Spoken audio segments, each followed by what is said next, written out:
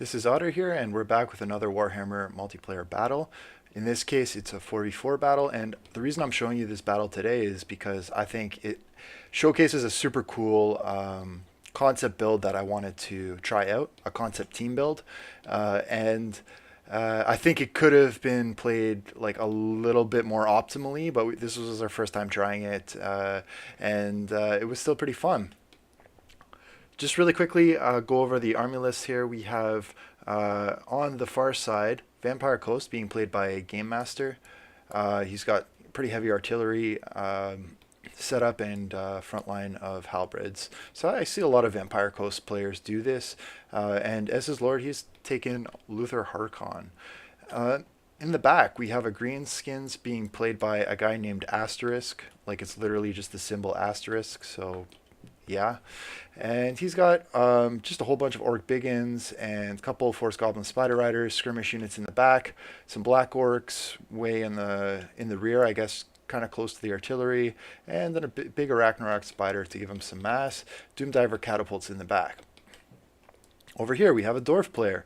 This is being played by Andrew Ironside, good name for a Dwarf player, rocking a Grombrindal, the White Dwarf, which is a good combo if you're going to go with like sort of lower end Dwarf units with low leadership. In this case, he has Longbeards who have very, very high leadership, so Grombrindal's I Have No Fear is probably not so necessary.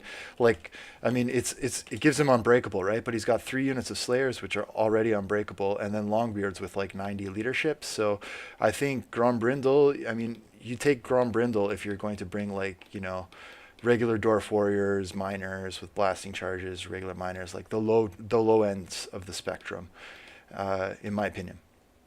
Over here we've got Dark Elves being played by Leroy Jenkins.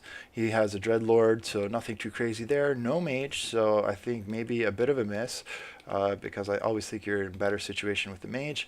And then, yeah, I'm not going to go over too many of the details here. I'm going to try and keep a kind of bigger picture. For me, I've got Wurzag and a pretty balanced army. I've got a little bit of large with the Ragnarok. I've got some Orc Boar Boys, some heavy troops with the Black Orcs, and a mixture of Orc Boys and some Night Goblins. And I like to bring the Night Goblins because, you know, they give a little bit of poison, which can really, you know, that debuff can tilt the balance of the fight in favor of your, you know, frontline troops, which is a really nice option to have. Then we have MR Defender playing the Wood Elves. He's got Orion, and he brought some Glade Guard, and I'll comment on them in a second. And then we've got Tomb Kings with the Casket of Souls, and 4 Bone Giants, which is absolutely massive. Maybe, I guess the hope was to win an artillery duel with Vampire Coast. I'm not entirely sure there. Archon the Black. And then Chaos, Sleepy Man is playing the Followers of Nagash, and then for the Chaos we've got Captain Cracker playing the Warriors of Chaos, and he's got, you know, a mix of knights, you know, frontline troops, so pretty balanced there too. So as for the concept build, like, why did we decide to go with this approach? Well, really, I mean, I know MR Defender, I know Captain Cracker, and we played together, so we agreed before the matchup to basically try an ultimate rush build. So we're going to use Wurzag's Waagh effect, plus Orion's Horn of the Wild Hunt, plus the Swords of Chaos's Apocolyptic Charge, which, I mean, it's not really clear from the unit description. It says like ability range plus 70 meters, but I think it's talking about like the abilities of heroes or of character or of units or whatever. But what's really important is the effect range that says map wide, and plus 24 charge speed, plus 24 speed, right? So everything in this area is getting like potentially massively faster if you're stacking Waagh plus Horn of the Wild Hunt plus Apocalyptic Charge. The Tomb King players, we didn't know he was here, so he's kind of just a throw in and didn't really fit with that whole scheme, but you know, keeps things spicy. So last thing here, and then I'll dive right into the matchup. If you're going to take this sort of team build with like the Ultra Waagh, I'll call it, the Super Waagh, I think you want to make sure the units in your army are going to benefit from that buff, right? So missile units are going to take no benefit really other than a bit of speed, but mostly they're not going to benefit from the Waagh, they're not going to benefit from Apocalyptic Charge, and they're not going to benefit from Horn of the Wild Hunt, right? So if you're going to go super Waagh, I recommend you drop the missile units and you just literally like rush in and smash their face with everything. The other thing is you got to be careful, I think, about the timing of it. So you can see here MR Defender, he's popped the Horn of the Wild Hunt like right at the beginning of the fight, which is like, I mean, I guess it's okay because it cuts down the amount of time the artillery is shooting on you, but like Horn of the Wild Hunt, it also gives you a charge bonus, right? So if your units aren't close enough to actually make contact, you're not going to get that charge bonus, and it's a bit of a waste. And so I probably would have procced it like when the front line was a little bit closer, and I would have also probably maybe gone with units that have a higher charge bonus, right? Like Wild Riders or you know, things of that nature. Maybe some War Dancers. I don't know. I think Wild Riders are the best bet, right? Because they are going to get the highest increase in damage off of, because it's a percentage increase off of the charge bonus. So that just a minor comment on the armies there. But I talked a lot. Let's get right into the action here. The good news is because we had that those speed buffs, we were able to close the distance really quickly. Like you look at these chariots. I mean, they were rocking easily 75 speed. My Ragnarok Spider is rocking, she's down to 57, but as we get closer, I'm going to pop the Waagh and we're going to really keep on moving here. The Swords of Chaos, their Apocalyptic Charge is going to activate very soon. So yeah. Initial plays, Orkboard Chariots going right into the front line here. The Blackguard were on the flank and the Spears were on the flank, and there was nothing anti-large in the middle, so I went right into the missile units, tied up the Dark Shards, tied up the Shades, so that was really, really good for me because it meant that all of these units here could just basically approach without any concern. Now, one thing I will say, just really quickly, if you are playing Vampire Coast or if you are playing Dwarf, like slow artillery heavy factions, I think you need to deploy in the middle pocket. Because if you deploy on the flanks and everyone attacks the other side, you have a lot of resources that aren't being used. Yes, you have artillery, right? But, you know, with Harkin over here, with these deck droppers, with all these, you know, zombie, with Halberd, the polearms, you know, like they're not helping in the fight, right? So we're able to stack one side and just basically overload the right flank without having to worry about a lot of potential units that could fight back at us. But with that said, yeah, getting right into it, Spider Hatchlings have found their way onto some Dread Spears. Orc Boys going in hard. The Blackguard are taking some pot shots here. We've got the Casket of Souls raining against some fire on the Dark Elf front line. Glade Guard are coming in now, and they're wogged, so yep, a lot of damage there. A little bit of bad play by me here. The Orc Boy Chariots are a bit inactive, but I've been very busy getting Wurzag and everyone else into the action. They're going after the Dreadlord. The front lines collapsed. Huge Purple Son of Xeres that's cast by Archon the Black here. He's up to 107 kills off of that Purple Sun, so very nice play by a Tomb King's player there. Argoneth Executioners, they see the writings on the wall. I mean, there's no missile support, there's no large support that was able to stop these Orc Boy Chariots. The Dark Riders, I think we're a little bit late in pinning them, and yeah, basically we're just completely running over the Dark Elves on that side. So Vampire Coast is slowly rotating over here, and the Dwarfs are starting to get their hands full with everything. The Orcs have also rotated over here to help. The Bone Giants are shooting into some Force Goblin Spider Riders. I don't think that's an optimal use of their anti-large 545 damage super awesome ammo, so I think they probably should have been shooting into maybe some of these units in the back, maybe Luther Harkon. There were some other options there that would have been more optimal. Vampire Coast has pushed up his the Tomb King's player has pushed his units up to the Vampire Coast. They're going to engage the front line here, but they are a little bit balled up, so maybe not optimal here. Archaon, the Evitrozen, and Orion are sort of tag teaming things. I've got, again, just constant melee attack buffs. There's another Waagh getting popped. This one's going to our opponents, but not too concerned about that. Balance bar still even, but we've essentially taken one of the players right off the map now. There's no more Dark Elves to worry about, so now we've got basically a 4v3.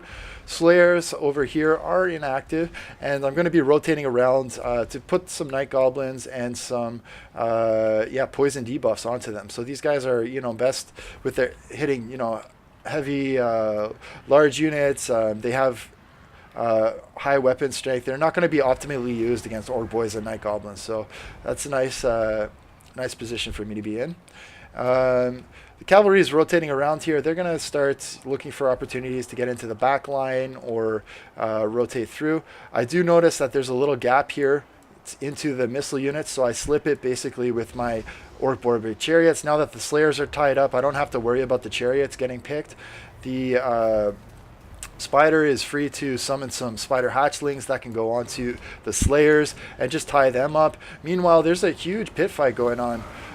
We've got Archaon the Everchosen going toe-to-toe with Grimgor Ironhide and the Ragnarok Spider and Orion as well. So this is a very tough fight for Archaon the Everchosen.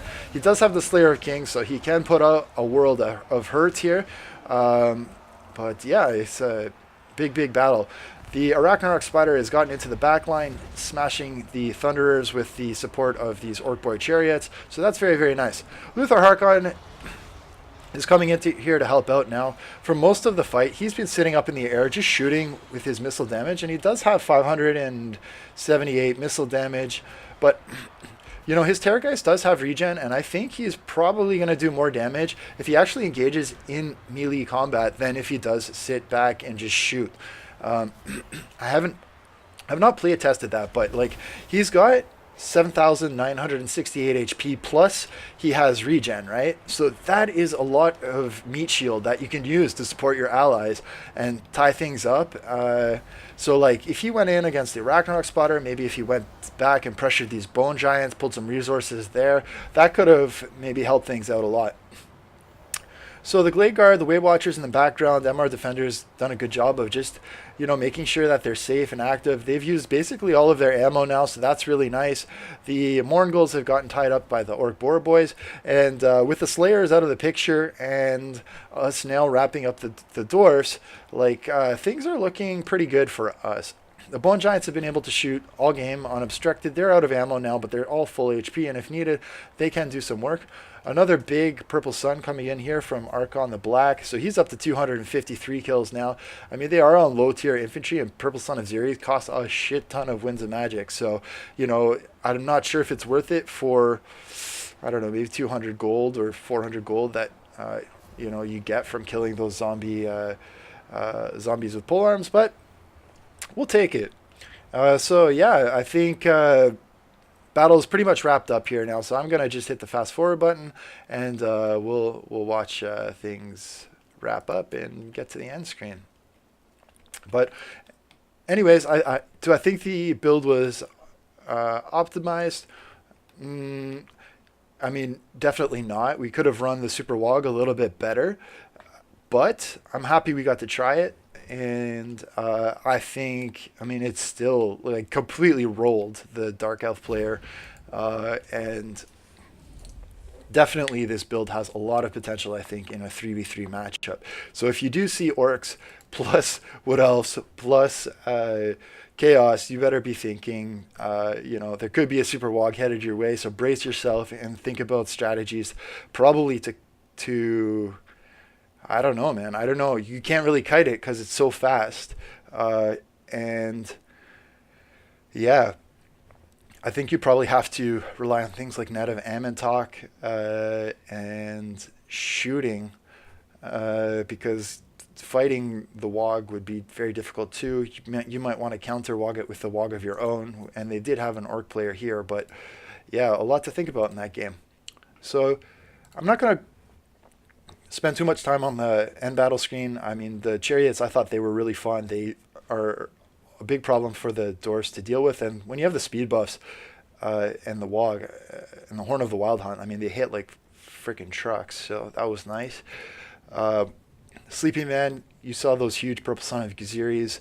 those were, I think that's where most of his micro attention was focused because Archon performed really well. I don't think the Bone Giants were used optimally, but they could have been like a little better off shooting some of the larger targets or more high value targets. But c'est la vie. I do think the Casket of Skulls did some pretty good work because it was shooting in on the Blackguard, so that was nice. MR Defender, I mean, he did a great job with his archers. Look at this, 115 kills with the Glade Guard. That's super. The Wild Riders also did very well. Wardens of Sithrall did well. So basically, he had really nice performance across the board with his army. The only thing I think he could have done a little differently was, maybe delay a little bit with that Horn of the Wild Hunt and maybe go a little bit wider with some Wild Riders. I mean, they're fun units to use and you get more of a charge bonus. And again, maybe drop the Eternal Guard for some War Dancers or things like more Woggy in field, right? Because if you don't have the archers, you don't need like all the spears, right? So you can go a little bit more aggressive with Wildwood Rangers or War Dancers, things like that. As long as you have one or two things to pin large, and if you go wide with Wild Riders, you can certainly do that. Captain Cracker, he did like some nice work with Archaon the Everchosen, certainly got into the Arachnarch Spider and was going toe-to-toe with Grimgor. The Swords of Chaos were giving us that big buff. The Chaos Knights with lances were hitting like Dragon Princes with the Waagh. So yeah, and the Chaos Warriors, I mean, don't underestimate the importance of things that can just tank damage, and they did that, so that was great. Andrew Ironside, pretty okay list here, but I think, again, if you're going to go Grombrindle, you want to go cheap with your infantry, and Three Slayers, they're already unbreakable, so you don't need Grombrindle's buff that is Grombrindle has no fear, that makes everything in the army unbreakable, right? So yeah, that was my only comment there. It was interesting not to see any artillery coming from the Dwarfs. That's something you don't see very often. Not sure how I feel about that because they are a slow faction, so I do think you need something to pull other opponents to you and force them to approach. So at least one piece of artillery probably would have been a good choice. For Game Master, really heavy carronades, but I think in a team battle format, the best option is just ignore the carronades if you can. 4 carronades, yeah, it's going to do work, but if there's 1, 2, 3, 4, 5 units of zombie deckhand mob that are inactive, plus the Regiment of Renown, that's almost 2k worth of resources that are not being used, plus Luther Harkin. So, I mean, are they going to do damage? Yes, the carronades, they will, but it's not going to pull enough weight to carry the damage and tankiness output that an entire army needs to carry. So if they were deployed in the middle, I think the deckhand mob could have got stuck into it a little bit more. Grimgor Ironhide, I mean, there were a couple things I could have said about this build. I think the Doomdiver Catapult was not really protected by anything once the Orc Biggins moved up. The Forest Goblin Spider Riders, I think they were kind of deployed a little bit far back, and I don't know if they were shooting at the most high-value targets there. They were kind of trading into Bone Giants, but Bone Giants have really high armor, and they have really high health, so it would have taken them a year to shoot down a Bone Giant. So I don't know. And then Leroy Jenkins, again, I think Mage, definitely the way to go. The Dark Riders, they could have been used a little bit more defensively in the back line to pin those chariots. So I think they didn't necessarily get to where they needed to be. So the Hargath Executioners just got shot up and run over. The Blackguard of Nagrand, they could have done work if they got onto the chariots, but basically the chariots pulled everything into the middle, and then Archon the Black dropped that Purple Son of Xeres when everything balled around the chariots, and it was balled up in the middle, and it was just devastating. It just pretty much wiped the Dark Elves right off the map immediately. So yeah, just a couple thoughts there. Super fun battle. It was close for a little bit, but it wasn't the most competitive fight I've ever had, I think, but I wanted to show you it because it did showcase, like, I think a really neat concept build that maybe other people could play around with and optimize even more. But yeah, thanks for tuning in. Take care. Bye.